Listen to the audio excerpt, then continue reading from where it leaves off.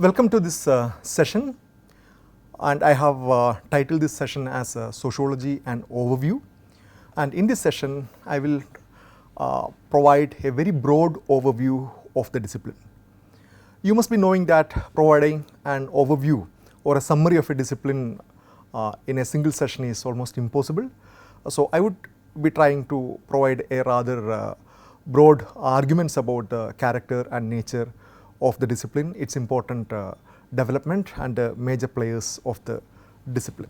Sociology is widely defined as a systematic study of the patterned social relations, or in other words, which is known as social interactions through empirical investigations and critical analysis. So what does this particular definition mean? It actually talks about a particular way of understanding society, a very systematic way of understanding the way in which society functions, with a specific focus on the subject matter, which is defined as the patterned social relations, or in other words, defined as social interaction. And how is this study done? This study is done through empirical investigation and critical analysis. We will come back to these terms later in more detail, because the idea of empirical investigation and the idea of critical analysis, they deserve much more elaborate description, and we will come back to that later. Now, this particular tendency of looking at society in a systematic critical view, is it something new, or has it not been something they arrived from the human civilization? And this is a very important question. So in the case of sociology, mostly it is said that sociology has a long past but has a very short history. It is considered to be a modern social science that emerged in the 18th and 19th century. But as we just discussed, whether a kind of a critical and systematic understanding about society, and this particular way of looking at society, it goes back much earlier. So we need to look into this debate very briefly. So there are arguments that even before the emergence of sociology in a very systematic manner in Europe, the way we understand in the contemporary society as the emergence of modern sociology, there are arguments that we had very important scholars and thinkers in different countries, in different ages, who provided some very fascinating understandings about sociology, about society. So do we call them sociologists? May not be, but they were some of the important forerunners who provide very fascinating insights about the way in which they understood society during their time. And one of the important scholars of the pre-modern times is Ibn Khaldun, a Tunisian scholar who lived between 1332 and 1406, and he was a philosopher of history, and he was a statesman, he was a judge, and he was an historian. And his book, this Muqaddimah, is widely considered by quite a lot of important scholars as an example of a pre-modern sociological understanding of society. So in this work, Ibn Khaldun elaborates a concept titled asabiyya, and if you roughly translate asabiyya, it means the idea of social cohesion. So what does social cohesion? Social cohesion is something that actually binds the society together, some kind of a force or some kind of a spirit that binds society together, something that provides a sense of we feeling to the society. So he uses this concept to understand, to explain, to examine his own society, the tribal society, the more agrarian societies, and that's a very interesting and fascinating discussion in his work. So you might be interested to see the pictures of Ibn Khaldun and the book. So I have got the pictures. On your left, it's the bust of Ibn Khaldun, and the book is also there, the Muqaddimah. Now, coming to this word sociology, where did the term sociology emerge from? So the word sociology is derived from the Latin word socius, which means companion or society, and the Latin word logos, which means knowledge, or science.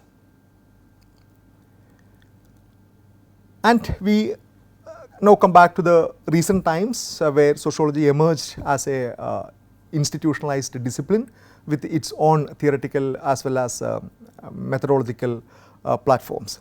So, the systematic development and institutionalization of sociology happened in Europe, especially in the countries of France and Germany, even though we have thinkers from Britain, from Italy and other countries who contributed for the growth of this particular discipline. So, the first formal department of sociology in the world was established at the University of Chicago in 1892, and the American Journal of Sociology was founded in 1895. And you must be knowing that a journal is something important in the career of a particular discipline, because journals carry some of the most recent researches and advancements in the knowledge system of every discipline.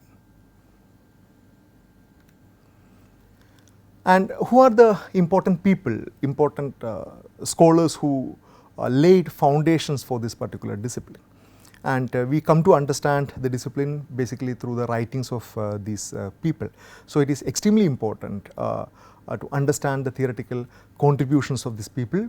So, there is a long list of names starting with Montesquieu, Auguste Comte, Herbert Spencer, Emil Durkheim, Karl Marx, Max Weber, Wilfredo Pareto, George Simmel, Ferdinand Tönnies and others. We may not go through all these scholars in detail, but some of the scholars, especially Emil Durkheim, Karl Marx and Max Weber, are of profound importance, and we will go through their work in great detail. And if you look into some of their the origins of their the countries of their origin, we will see that most of them are from France and Germany, and one of them Herbert Spencer from England and Wilfredo Pareto from Italy.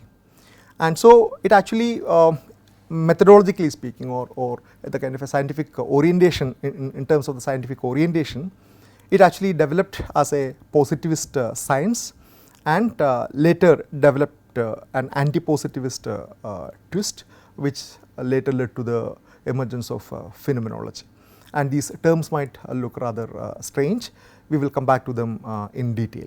But basically, this is an extremely important point to remember, that sociology emerged as a positive science, and later it developed anti-positivist strands, and later phenomenological influence became very apparent. And there are three major theoretical traditions: structural functionalism, conflict theory and symbolic interactionism. So, what do I mean by this term major theoretical traditions? We will discuss in the coming classes that sociology as a discipline provides a particular perspective to understand the knowledge. So, in other words, sociology as a discipline has a particular take, it has a particular perspective, it has a particular point of view to understand the society. But within that sociology does not have a singular theoretical orientation, rather there are multiple competing theoretical orientations for this discipline. And each of these theoretical orientations or theoretical strands provide different distinct understanding about the society. So, within a discipline of sociology, you have competing, you have divergent theoretical traditions. So, it is important to understand the basis, the ideological basis, the epistemological basis of each of this discipline, and the kind of a methodology that emerge from there. So, in that sense, we have these three theoretical traditions: structural functionalism, conflict theory and symbolic interactionism. In fact, structural functionalism as a major theoretical perspective began to decline after 1960s, and then there are a number of other theoretical strands became important in the trajectory of sociology. The influence of a wide variety of intellectual currents, including feminism, post-colonialism, Orientalism, post-structuralism and so on. So, these developments which are more recent in times, maybe for the last 4 or 5 decades, are something very important. They very thoroughly reshaped the orientation and the nature of sociological inquiry and its theoretical basis, as well as methodological orientations. And some of the most recent developments, the emergence of globalization, and there are very important arguments that sociology as a discipline needs to be reoriented, or it needs to reinvent itself in order to understand the kind of changes happening as a part of globalization. So, there are arguments that sociology needs to develop new set of theories, a new set of methodological practices in order to understand and comprehend the kind of changes happening in a globalizing world. I am not going into the details, but this debate is something very important. Now, if you look into, if you ask me, what is the subject matter of sociology? What does sociology study? And that is a rather difficult question, because sociology studies almost every aspect of human society, and there could be nothing that is left which is not being studied by sociology. So, some of the very important themes that define our social life, I have given a lengthy list of terms, but the moment you try to understand the importance of these terms and discourses in our everyday life, you will realize that how important and central these terms in deciding the social nature of our society. So, including social stratification, the way in which how society is stratified into separate groups, about social class, the whole question of economic inequality, and social mobility, the whole idea of people able to move upward or downward in vertical or horizontal manner, and then question of religion, one of the very important topics of our current time, and question of secularization, again a very central theme in the discussion of sociology. Then the question of power, another fascinating theory very closely connected with political science. Then questions of law, questions of sexuality, gender and caste, especially in the Indian context. I think sociology is the most important discipline in India which has studied caste so systematically. No other discipline can claim to be having produced so much of knowledge about caste as compared to discipline of sociology. And of course, questions of race in the Western society, and questions of economy, consumption, globalization. So, almost every aspect of social life is being studied by sociology in a very systematic manner. Then another very important point that we need to keep in mind is that the kind of a methodology that this discipline employs is very closely connected with the theoretical premises. So, there is a very strong connection between the kind of methodology that somebody uses and the kind of larger theoretical frame he or she uses to understand the society. So, methodology does not stand in isolation, or the research method or methodology cannot be adopted as something independent of the theory. So, there is a very important methodological formulation in consonant with the specific theoretical framework, and connections, and there is a very important connection between the questions of ontology, the questions regarding the whole question of what is that, okay, and the questions of epistemology, the questions related to the question of knowing how does somebody know that, the question of knowledge about epistemology, and research methodology and research methods. So, this is an extremely important topic. We will have a very brief discussion in the coming classes, but we may not go deeper into that. But I want to highlight the point that the type of research that you do, the type of research tools that you employ, the kind of research methods that you adopt has to be informed by the larger theoretical framework that you adopt, because there is a very specific connection between the ontology, the epistemology and methodology and towards the research methods. Then it also uses a series of both qualitative as well as quantitative research methods, and they include a long list. They include survey, they include analysis of data sets, interview schedule, focus group interviews, participant and non-participant observations, textual and content analysis, discourse analysis, network analysis, internet ethnography and so on. So, each of these research methods, the very specific method that you use to collect data is again decided on the basis of our understanding of what constitute social data and how do we get hold of that.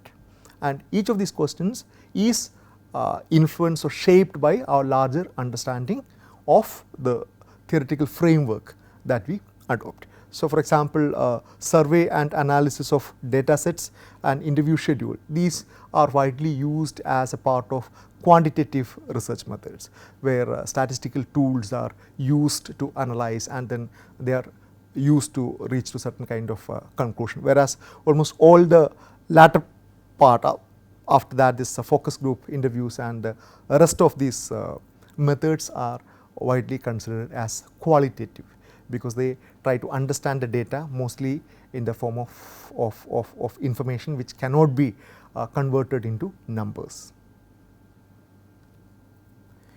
And who are the people who use sociology widely, or who are the beneficiaries of sociology? And again, the list is very long. We have academics, people like you and me who study society for a degree, for getting a particular degree, or to generate more knowledge about the society, the people who study a society in a scientific and in a systematic manner. And so, academics constitutes a very important section of people who use sociology, and sociology is one of the most important social sciences widely offered across universities and colleges all over the world.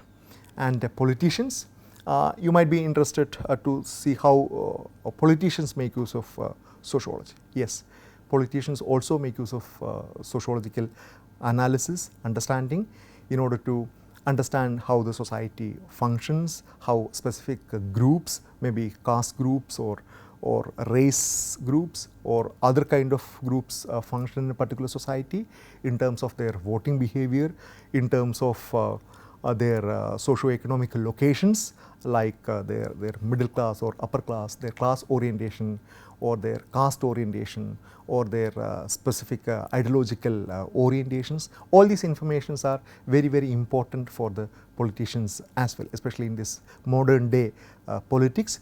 Politicians make use of each of these information very carefully.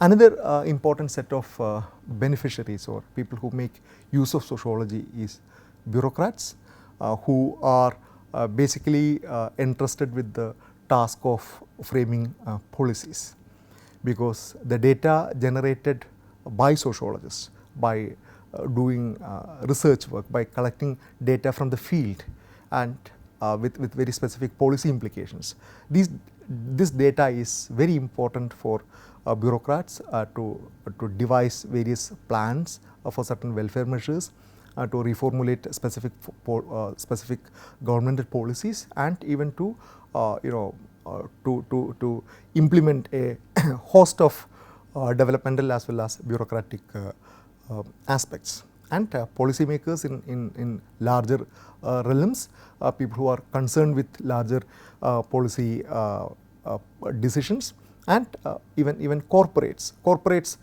constitute a very important group of people who make use of sociology, especially corporates and companies who look into the consumption pattern of huge population. How do they consume? What do they consume? What are their preferences? And also a number of new emerging corporates invest huge amount of money in understanding how people behave with respect to, for example, how people make use of technology in specific forms, how people use mobile phones or how people use social media platform. So, these are all especially in this age of artificial intelligence, this amount of data and the kind of sociological insights that are derived from this information is something very important for corporates. So, in that sense, sociology is an important discipline which offers a very fascinating understanding about the society.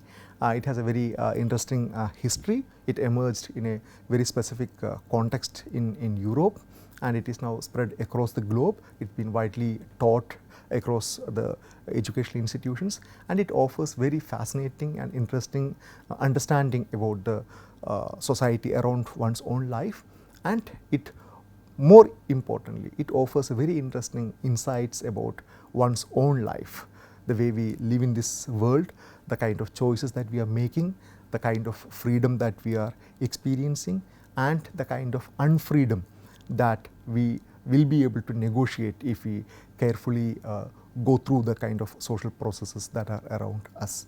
So, we will conclude this session here, and we will meet you for the next class. Thank you.